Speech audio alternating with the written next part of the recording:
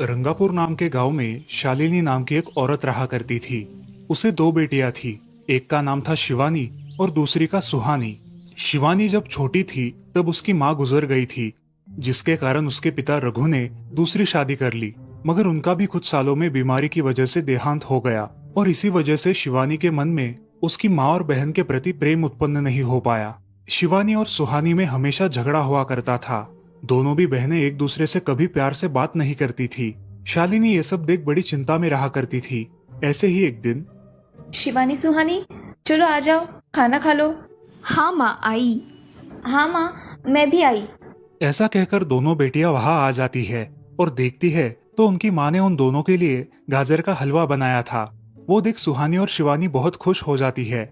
माँ, तुमने ये हलवा मेरे लिए बनाया है? मुझे बहुत पसंद है। मुझे पता है कि मेरी दोनों बेटियों को हलवा कितना पसंद है, इसीलिए तो मैंने तुम दोनों के लिए हलवा बनाया है। और मेरे लिए माँ? अरे हाँ बेटी, मैंने तुम्हारे लिए भी बनाया है। चलो अब जल्दी से खा लो, तुम दोनों को कॉलेज भी तो जाना है ना। जी माँ, मैं ये कटोरी ले लूँ? मुझे जल्दी पहुँचना है कॉलेज में। हाँ ले लो। और सुहानी, तुम ये वाली कटोरी ले लो। जी माँ। दोनों भी हलवा खाती है और एक दूसरे की ओर बहुत गुस्से से देखकर वहां से चली जाती है। वो दोनों भी कॉलेज में एक साथ पढ़ा करती थी। फर्क सिर्फ इतना था कि शिवानी 3rd ईयर में थी और सुहानी 1st ईयर में। उन दोनों में 2 साल का अंतर था। फिर भी दोनों में हमेशा नोकझोंक हुआ करती थी, जैसे कि वो दोनों एक दूसरे की दुश्मन हो। ऐसे ही एक दिन दीदी, मेरे कॉलेज की ट्रिप जाने वाली है। तुम्हारी भी ट्रिप जाने वाली है क्या?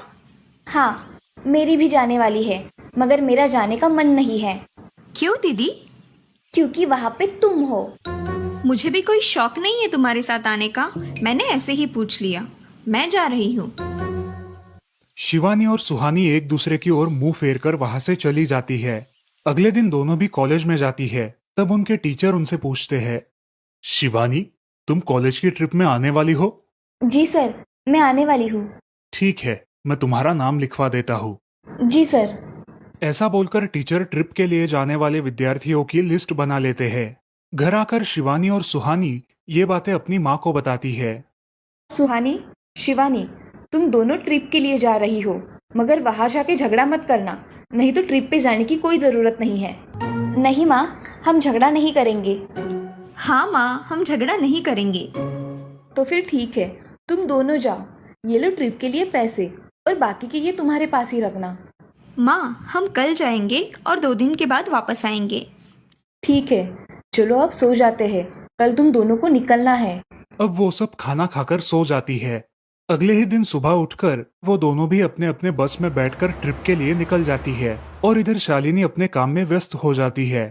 ऐसे ही कुछ देर बाद शालिनी को शिवानी का फोन आता है। माँ, हम दोनों यहाँ ट्रिप की जगह पहुँच गए हैं। अच्छा बेटी, तुम दोनों ठीक हो ना? हाँ माँ, मैं रखती हूँ, हमें यहाँ अलग अलग स्पॉट देखने जाना है। ठीक है, और जब वक्त मिले तो फ़ोन कर देना। हाँ माँ, अपना और सुहानी का ख्याल रखना। हाँ माँ।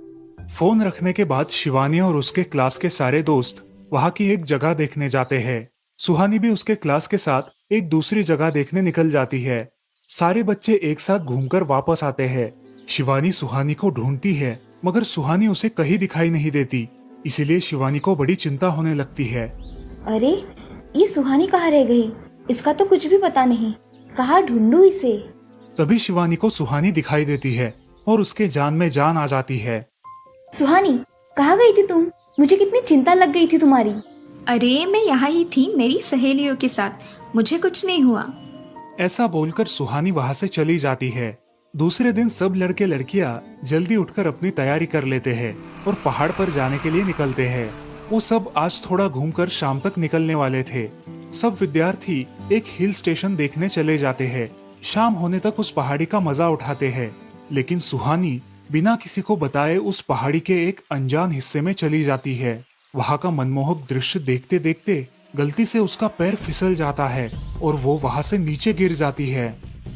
शाम हो जाने के कारण सभी विद्यार्थी वहाँ से निकलने लगते हैं और यहाँ सुहानी एक पेड़ के सहारे उस पहाड़ी की चोटी पर लटकी रहती है। शिवानी सभी विद्यार्थियों में अपनी बहन को ढूंढती है, लेकिन वो उसे कहीं नहीं मिलती। सुहानी को ढूंढते ढूंढते शिवानी वापस उसी पहाड़ी के पास आती है और उसे आवाज लगाती है। सुहानी, सुहानी कहाँ हो तुम? दीदी मैं यहाँ हूँ, बचाओ मुझे, मैं यहाँ हूँ। सुहानी की आवाज की ओर जाते ही उसे पता चलता है कि सुहानी पहाड़ी पर लटकी है। ये सब देखकर शिवानी बहुत घबरा जाती है। शिवानी अपनी पूरी ताकत लगाकर उसे ऊपर खींच लेती है। तुम यहाँ क्यों आई थी? अगर तुम्हें कुछ हो जाता तो मैं क्या करती? माँ को क्या जवाब देती? दीदी मेरा पैर फिसल कर मैं वहाँ गिर गई। मैंने बहुत आवाज दी मगर मेरी आवाज किसी ने नहीं सुनी। तुम ढूंढती हुई आई और मुझे बचा लिया। तुम दुनिया की बेस्ट दीदी हो। हाँ सुहानी, चलो अब घर जाने के लिए देर हो जाएगी, बस निकल जाएगी। सुहानी को ऊपर खींचते वक्त शिवानी के हाथ पर बहुत सारे जख्म हो गए थे, इसीलिए सुहानी अपनी ओढ़नी फाड़कर उसके हाथ पे बांध देती है और अब वो दोनों बस के पास चले जाते हैं। क्या हुआ है शिवानी, हाथ से खून बह रहा है तुम्हारे? कुछ नहीं सर, मैं वहाँ पे गिर गई थी, अब मैं ठीक हूँ।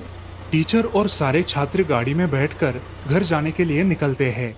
घर आने के बाद शिवानी सारी हकीकत अपनी माँ को बताती है और वो सब सुनकर माँ दोनों को गले लगाकर रोने लगती है।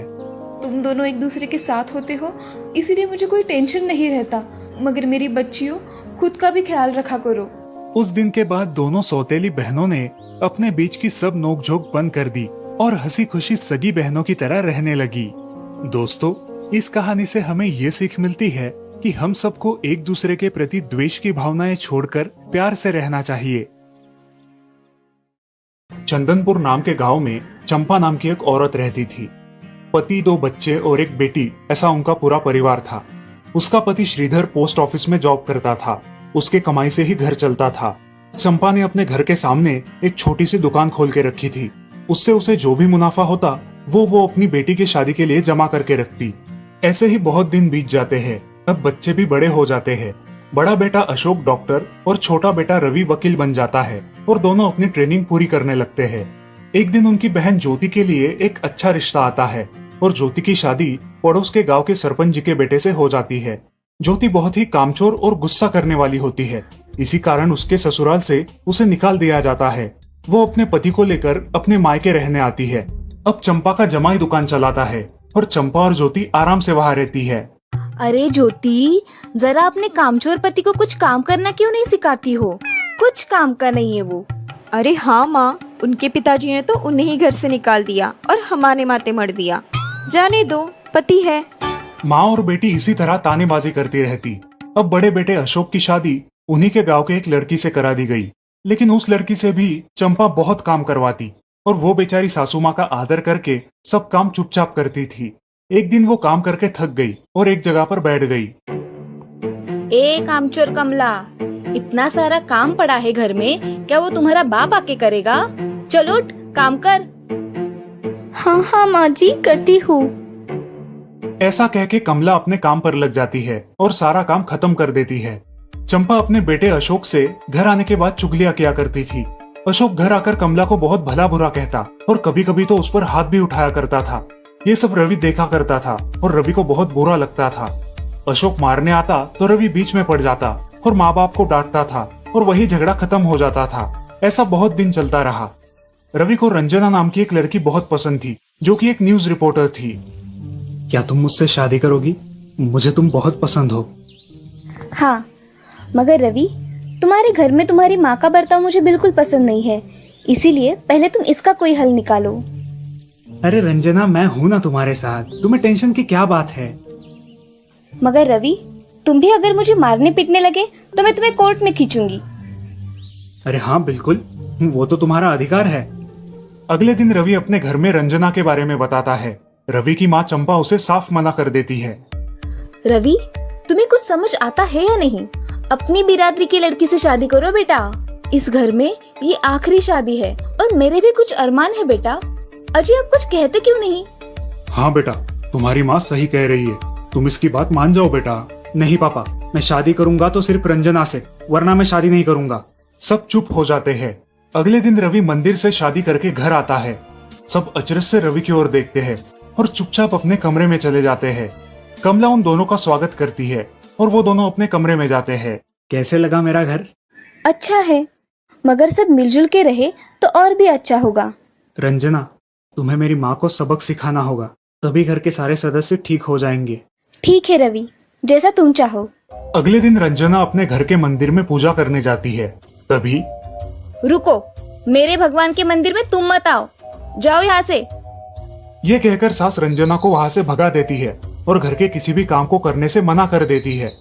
तब क्या माँ जी, आज से मैं इस घर की बहू हूँ। इस घर पे मेरा भी उतना ही अधिकार है जितना कि आपका। क्या बोल क्या रही हो? निकल जाओ मेरे घर से। खबरदार अगर हाथ भी लगाया तो। पता है ना, मैं न्यूज रिपोर्टर हूँ। रातों रात खबर छाप दूंगी और कोर्ट के चक्कर लगेंगे वो अलग, समझिए आप। सास चुपचाप देखने लगी और उसकी बेटी और ससुर भी देखते ही रह गए। रंजना ने कमला से कहा, दीदी मुझे आपसे काम है, आप मेरे कमरे में आइए। और हाँ, आज से खाना ज्योति दीदी आप बनाएंगी। अरे माँ, तुम कुछ बोल क्यों नहीं रही हो? ये मुझे काम करने को बोल रही है। अजय सुनते हो? चलो मेरी मदद करो। हाँ आता हूँ। ज्योति किचन का काम करने चली गई और सास बाहर का काम करने लगी। रंजना कमला को लेकर अपने कमरे में गई और उससे कहा, कमला दीदी, आप कुछ कहते क्यों नहीं? आप चुपचाप सह लेती हो, उसका ये नतीजा है। अब देखो दीदी कैसे काम कर रही है। आप कुछ काम करती थी क्या शादी के पहले? नहीं रंजना, मगर अब घर से ही अपना खुद का कुछ व्यवसाय शुरू करने का सोच रही हूँ। बहुत अच्छे दीदी, अब आप किसी से मत डरिए, हम हैं आपके साथ। सच में किसी के साथ होने का कितना महत्व होता है। अब उसकी सासू माँ ही घर के सारे काम करने लगी थी और ज्योति को काम करवाने की वजह से ज्योति भी अपने ससुराल जाने की सोच रही थी। अजी, यहाँ तो काम वाली से भी ज्यादा बुरी हालत हमारी हो गई है। चलो हम हमारे घर चलते हैं, सब है हमारे यहाँ। अरे रे, आप कहाँ चली? अभी भी काम बाकी है। ज्योति का पति रंजना से धन्यवाद कहता है और ज्योति को लेकर अपने घर चला जाता है। अब सासू माँ एक दिन पूरा काम करके इतना थक जाती है कि उसके बदन में बहुत दर्द होने लगता है। तब दोनों बहू सास के पास चली आती है और एक बहू सास के पैर दबाती है तो दूसरी बहू सर दबाती है। सासू माँ उठकर रोने लगती है। मुझे माफ कर दो मेरी बेटियों, अब से कभी ये गलती नहीं होगी। सास को उसके किए पर पछतावा होता है और ये देखकर घर के सभी सदस्य बहुत खुश हो जाते हैं। रवि और रंजना भी बहुत खुश होते हैं। वाह बहू, जो आज तक नहीं हुआ वो तुमने करके दिखाया। बहू हो तो ऐसी। रंजना अपने बर्ताव के बदले माफी मांगती है और अब सब लोग खुशी खुशी रहने लगते हैं। तो दोस्तों, इस कहानी से हमें ये सीख मिलती है कि हम सब मिलके परिवार बनता है और हम सब परिवार का महत्वपूर्ण अंग होते हैं। परिवार के काम मिल बांट कर करना ये हमारी वैयक्तिक जिम्मेदारी है।